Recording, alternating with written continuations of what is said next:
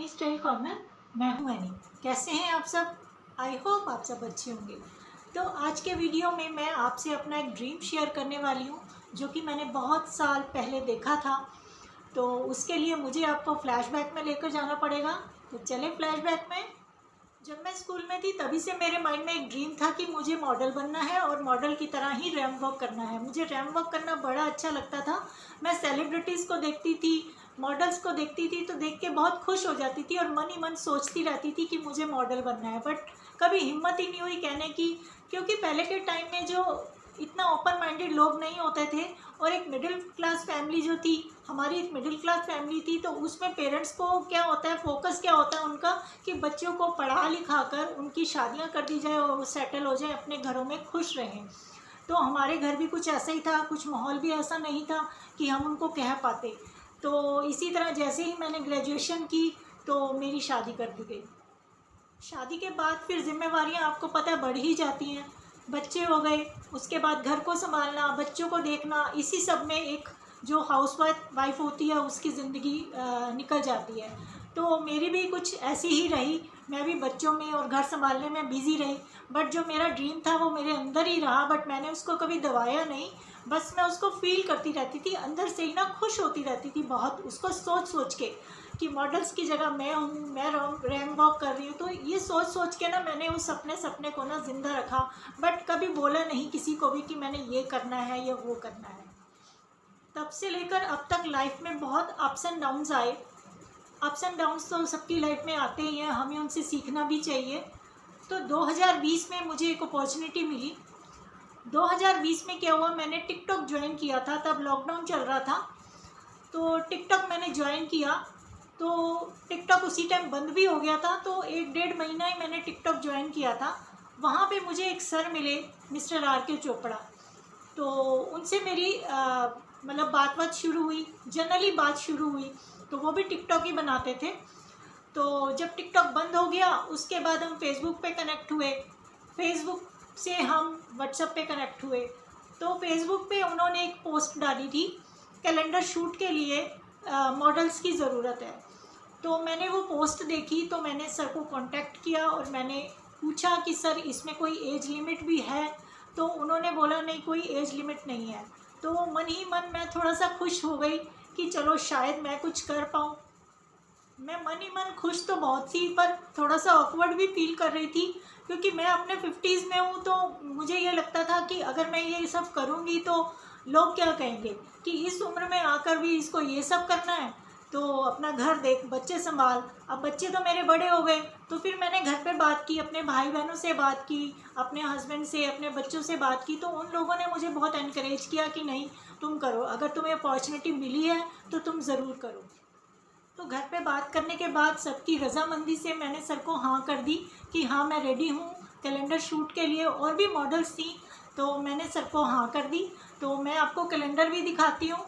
और सर का एक पेज है शाइनिंग कप नाम से फेसबुक पे, तो उस पेज का कैलेंडर शूट होना था। तो मैं यहाँ पे पिक्चर भी लगा दूँगी और मैं आपको कैलेंडर भी दिखाती हूँ। तो अक्टूबर में हमारा कैलेंडर शूट हुआ। ये देखिए, ये शाइनिंग कप, आई होप आप देख रहे होंगे, देख पा रहे होंगे। और ये 2021, ठीक है। और ये है मेरी पिक्चर, और ये अप्रैल की है, इसी मंथ की है, ठीक है। तो ये थी मेरी कैलेंडर शूट। इसमें और भी मॉडल्स हैं, बट मेरे को अप्रैल मंथ का मिला था। तो मेरा ये कैलेंडर, तो इसी तरह से मैं कैलेंडर गर्ल बन गई। तो इस बात की मुझे बड़ी खुशी है, मेरी फैमिली वाले भी बहुत प्राउड करते हैं और वो भी बहुत खुश हैं। तो कैलेंडर शूट के बाद मुझे एक और अपॉर्चुनिटी मिली। एक कॉन्टेस्ट था, ग्लैमशाइन मिसेज इंडिया भारतीय खूबसूरती सीज़न 4, ये भी सर की तरफ से ही था। तो मुझे एक मैडम का फ़ोन आया, वो एक मेकअप आर्टिस्ट हैं, तो वो सर की टीम में थी, उन्होंने ही हमारा मेकअप किया था जब कैलेंडर शूट हुआ था। तो उन्होंने मेरे को पर्सनली फ़ोन किया और बोला कि तुम इसमें पार्टिसिपेट करो, तो आपकी हाइट अच्छी है, तो आपको करना चाहिए मेरे हिसाब से। तो मैं मनी मन खुश तो थी, बट बड़ा ना नर्वस भी फील कर रही थी। फिर मैंने घर पे बात की, तो एज़ यूजुअल मेरे घर वालों ने हमेशा की तरह मुझे सपोर्ट किया और हौसला दिया कि तुम करो, तुम्हें एक बार फिर से अपॉर्चुनिटी मिल रही है और तुम्हें शौक़ भी है रैंप वॉक करने का। तो मैं अंदर से बड़ी घबरा रही थी कि मैं कैसे रैंप वॉक करूँगी, बट वही है ना, हर काम पहली बार तो करना ही पड़ता है।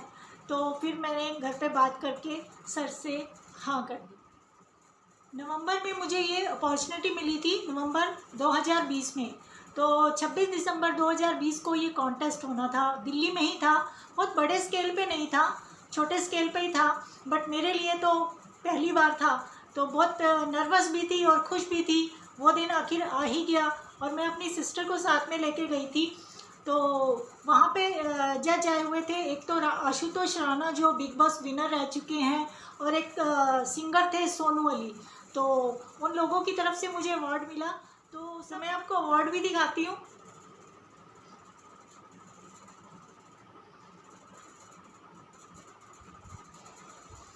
ठीक है, और ये मेरे लिए बहुत, वो कहते हैं ना कि एक अनफॉरगेटेबल मोमेंट हो गया मेरी लाइफ का, जिसे मैं कभी भूल नहीं पाऊँगी और कभी भी कोई भी भूल नहीं पाएगा। तो जब भी इसे देखूँगी याद करूँगी कि मैंने भी कुछ अपनी ज़िंदगी में पाया। अब और कोई अपॉर्चुनिटी मिलेगी तो मैं ज़रूर वो करूँगी, क्योंकि अब थोड़ा सा कॉन्फिडेंस आ गया मेरे में। तो अब ये जो मैंने अचीव किया है, इसके लिए सबसे पहले तो मैं उस ऊपर वाले को शुक्रिया करूँगी कि उसने मेरे को यहाँ तक पहुँचाया, मेरा ड्रीम पूरा किया, भले ही इस एज में आके, बट किया तो सही। तो उसके बाद अपनी फैमिली का, जिन्होंने मेरे को फुल सपोर्ट किया, और उसके बाद अपना, कि मैंने अपने ड्रीम को ज़िंदा रखा, उसको दबाया नहीं, उसको हमेशा फील किया। तो इस वीडियो को बनाने का मकसद भी मेरा यही था कि एक तो मैं आपसे अपनी खुशी जाहिर कर सकूं, और दूसरा ये कि कभी भी आप अपने सपने को दबाओ मत, उसको फील करते रहो। पता नहीं कब आपकी किस्मत पलट जाए और ऊपर वाला आपको कहाँ से कहाँ पहुँचा दे। बस उस पर विश्वास रखना चाहिए और अपने कर्मों पर विश्वास रखना चाहिए। तो आई होप आपको मेरी इस वीडियो से कुछ मोटिवेशन मिला होगा। आपको वीडियो कैसी लगी, मेरी बातें कैसी लगी, मुझे बताइएगा। तो मैं मिलूँगी आपसे अब नेक्स्ट वीडियो में। तब तक खुश रहिए, अपने आसपास सफाई रखिए। Bye bye.